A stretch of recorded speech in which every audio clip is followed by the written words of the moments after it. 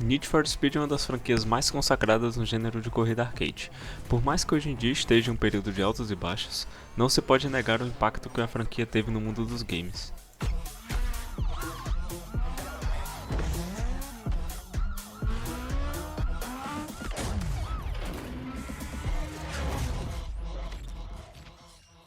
Neste vídeo, estaremos analisando Need for Speed Underground 2, desenvolvido e publicado pela EA, que é um jogo de corrida arcade lançado para todos os consoles da sexta geração, incluindo até a versão de portátil para Game Boy Advance e a sua versão de PSP lançada no ano seguinte.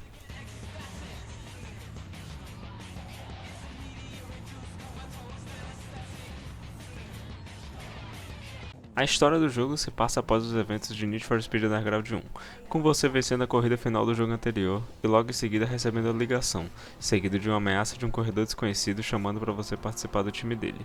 Com raiva, você recusa a chamada e continua sua vida. Logo após isso, você é encurralado em uma viela e seu skyline de terra é totalmente destruído.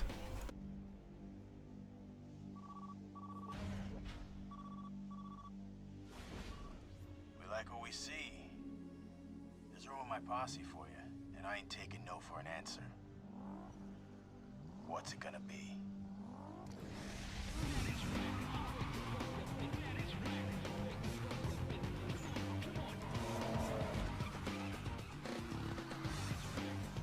Hey, the party's kicking and they want their star.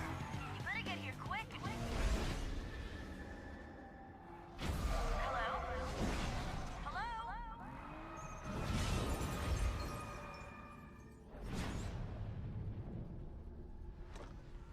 Yeah, everything's cool. I just had to take care of a little problem. Logo após isso, o jogo dá um time skip de 6 meses para você desembarcando na nova cidade do jogo, Bayview, que é baseada em Miami.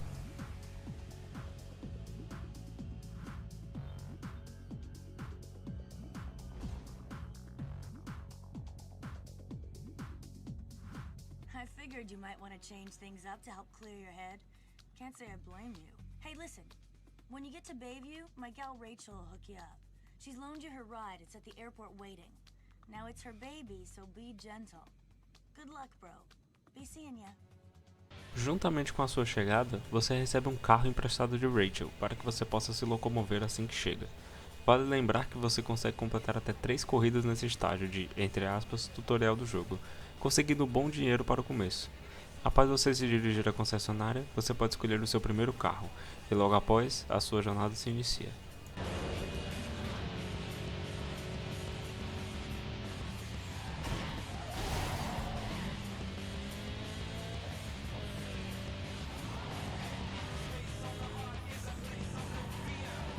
Need for Speed Underground 2 foi o primeiro jogo da série a conter um mundo aberto, onde os jogadores podem dirigir livremente e explorar a cidade. Porém, no começo, nem todos os cantos da cidade são liberados, e você vai desbloqueando conforme vai evoluindo nos estágios, que é como são divididos os pedaços de história do jogo.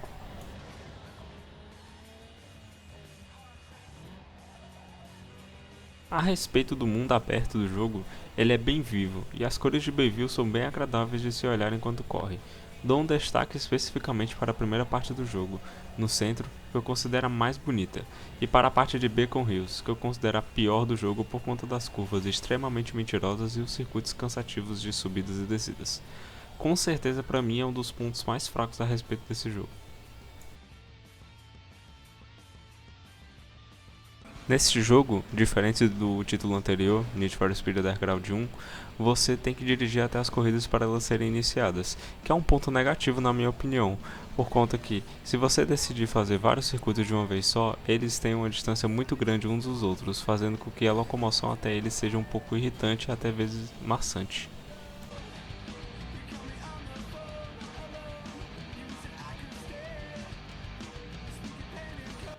Outra coisa que na minha opinião não envelheceu tão bem nesse jogo é o seu progresso.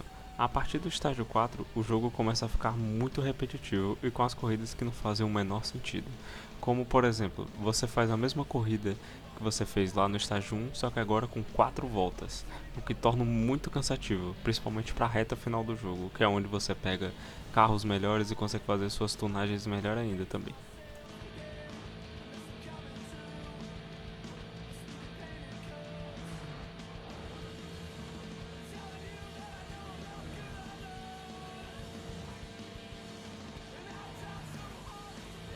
Um ponto bastante positivo no jogo, que na minha opinião envelheceu muito bem, é a sua trilha sonora, que conta com rap, trance, eletrônica e rock, com músicas de artistas como Queens of Stone Age e Snoop Dogg, que fez a música tema desse jogo, Riders on the Storm.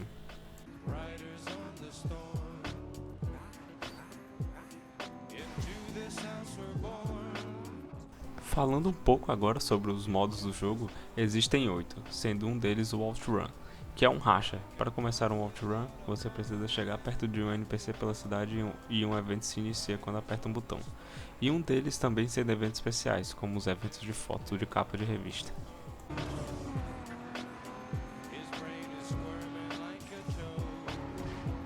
Os 6 modos restantes são Circuito, uma corrida com voltas, Sprint, uma corrida de um ponto ao outro, Drift, que como o nome já diz, é um evento de drift que quem faz a maior pontuação sai como vencedor. Existem 2 tipos de eventos de drifts, o que são em um circuito fechado e os que você desbloqueia posteriormente no estágio 3, que são os drifts pelas descidas de Beacon Hill.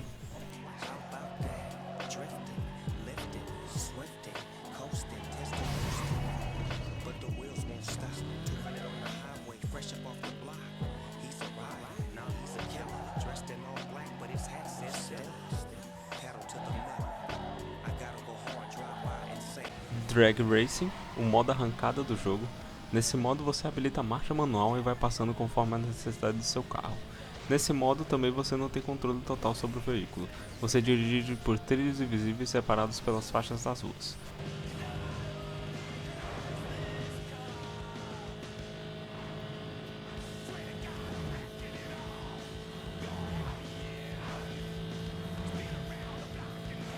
Street X, que é similar ao circuito.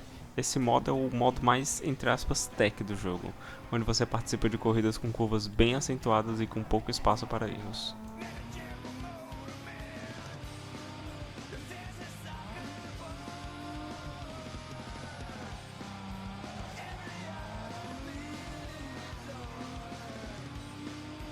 E por último e não menos importante, as URLs, Underground Racing League, que esses modos são os torneios feitos em pistas fechadas e com patrocinadores, que na minha opinião não faz muito sentido por serem corridas ilegais. Nesse modo você consegue desbloquear mais carros após o fim de cada URL.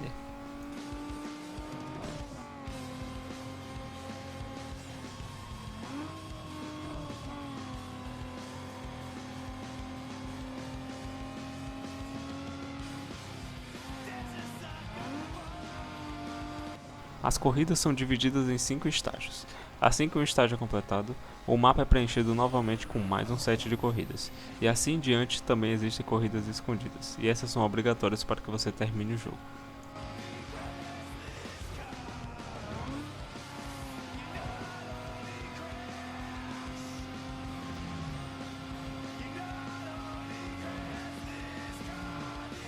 A customização no Need for Speed Underground 2 foi aprimorada ao seu máximo desde o título anterior, desde o visual até em performance, onde ganhamos um tipo de customização mais técnica que se chama Dyno Tuning.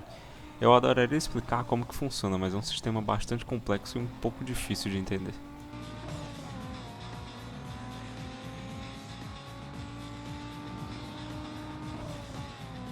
Algo a respeito da customização desse jogo que eu acho um pouco chato é que você é obrigado a ter certo tipo de customização para avançar nos níveis, algo que é facilmente corrigido com mods no PC, mas como nessa review estou jogando a versão americana de PlayStation 2, não é possível e você é obrigado a fazer atrocidade com os carros simplesmente para poder avançar de nível.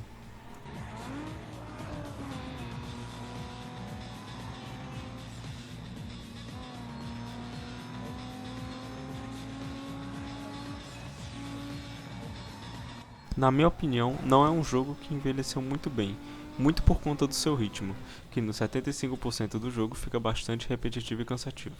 A customização continua fenomenal, mas o fato de você ter que atingir certo nível de estilo para conseguir avançar no jogo deixa ele um pouco a desejar.